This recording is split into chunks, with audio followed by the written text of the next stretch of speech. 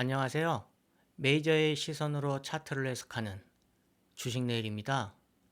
이번 주 시장도 방향을 단정하기보다는 확률이 어디에 더 많이 모여 있는지, 그리고 메이저 투자자가 어떤 선택을 하고 있는지를 중심으로 정리해 보겠습니다.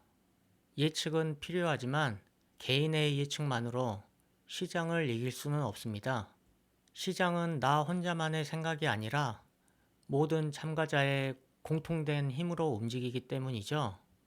그 힘이 만들어낸 구조가 차트이고, 차트가 보여주는 확률에 기반해 움직이는 것은 가장 현명한 투자법일 겁니다. S&P 500 차트인데요. 오른쪽부터 연봉, 월봉, 일봉입니다. 연봉은 봉 하나가 1년을 의미하고, 월봉은 봉 하나가 한 달을 의미합니다. 일봉은 봉 하나가 하루를 의미하겠죠? S&P 확률 분포는 다음과 같은데요. 추세를 볼 때는 일봉이나 분봉 같은 미시적인 움직임보다 연봉과 월봉에서 형성된 큰 구조가 확률적으로 더 많은 정보를 줍니다. 연봉과 월봉을 보면 현재 확률 구름의 중심은 상승보다는 조정 쪽에 더 많이 모여 있습니다. 월봉과 일봉을 보면 상단을 계속 테스트하고 있지만 아직 돌파는 하지 못한 상태인데요. 이것은 지금 당장 위로 밀어 올릴 에너지가 충분하지 않다는 말이 됩니다. 하락의 확률도 상대적으로 적긴 하지만 여기서 중요한 건 하락 확률이 존재한다는 사실보다 그 하락이 어떤 형태인가입니다. 우리는 이걸 변동성 지수인 빅스 차트를 통해 알 수 있는데요. 변동성 지수인 빅스를 보면 S&P 500은 상단을 돌파하지 못했지만 빅스 차트는 이미 전저점을 깨고 내려온 상태이군요.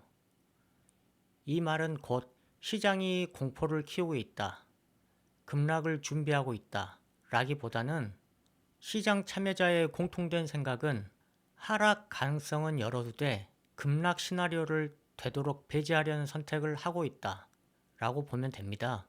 즉, 혹시나 하락이 나오더라도 그 하락이 그리 무섭지는 않은 하락이 될 것이다 라는 생각인 거죠. 이전에 올린 S&P 500과 빅스의 상관관계 영상을 참고하시면 이 부분에 대한 설명에 도움이 될 거라 생각됩니다. 인베스터 비즈니스 데일리에서 12월 17일 기사입니다. 마이크론 주가가 실적 호조로 급등했군요. 분기 매출이 136억 4천만 달러, 주당 순이익은 4.78달러를 기록했네요. 전년 동기 대비 순이익은 167%, 매출은 67% 증가한 수치입니다. 마이크론 최고 경영자는 회사 전체적으로는 물론 각 사업 부문 매출에서도 상당한 마진 확대를 달성했다고 밝혔군요. 이 뉴스는 단순한 실적 호조 이상의 의미가 있습니다. 미국 대형 기술주는 시장 전체 벤치마크인 S&P 500과 나스닥의 큰 비중을 차지하기 때문에 개별 실적이 좋을 경우 확률 분포를 다시 위로 당기는 힘으로 작용합니다.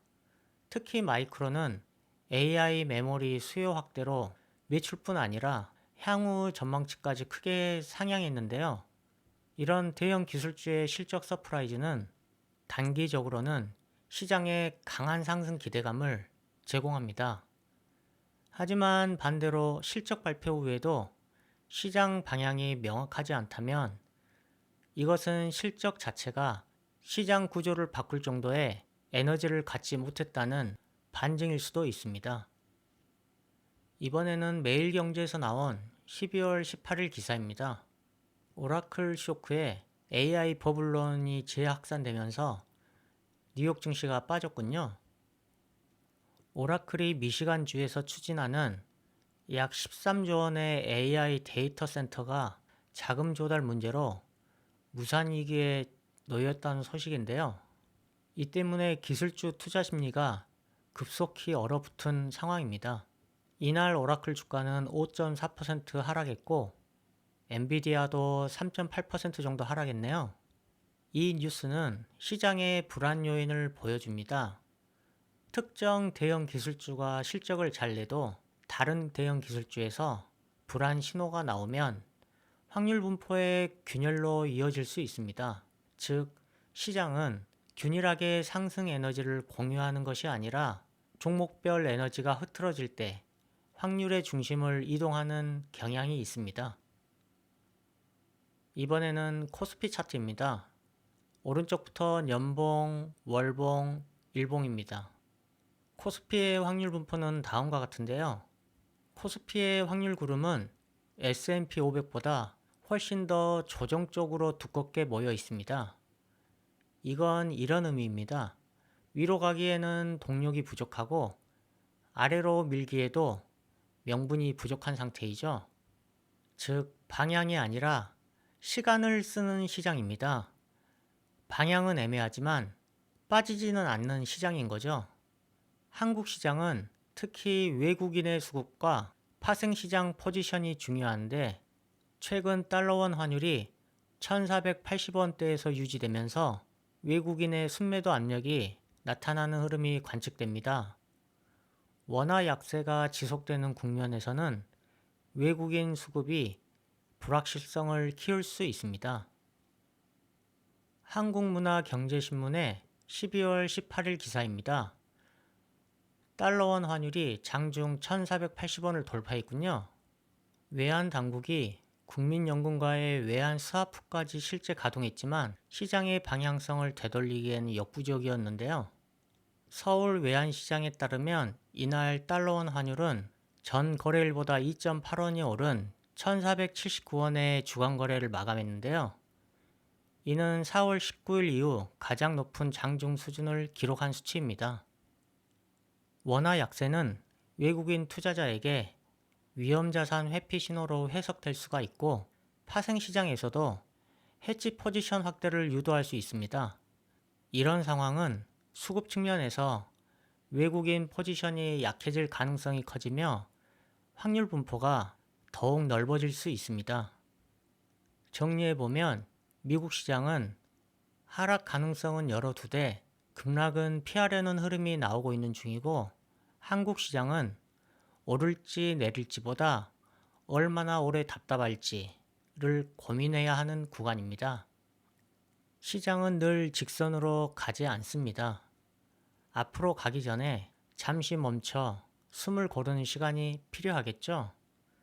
지금의 흐름은 하락을 의미하는 것이 아니라 상승을 준비하기 위한 조정이라는 호흡에 가깝습니다. 가격은 쉬고 있지만 구조는 무너지지 않았고 매도세가 주도하는 것이 아니라 소화 과정이 이어지고 있습니다. 이럴 때 트레이더가 해야 할 일은 예측이 아니라 관찰입니다. 흔들림 속에서도 큰 그림을 유지한다면 조정은 리스크가 아니라 기회가 쌓이는 시간이 됩니다. 시장은 수많은 변수로 움직이는 것처럼 보이지만 결국 확률의 균형 속에서 움직입니다. 확률은 항상 열려 있고 우리가 해야 할 일은 확률이 조금 더 선명해질 때 행동하는 것이겠죠. 오늘 영상이 투자 관점에 도움이 되었기를 바랍니다. 다음 시간에 뵙겠습니다.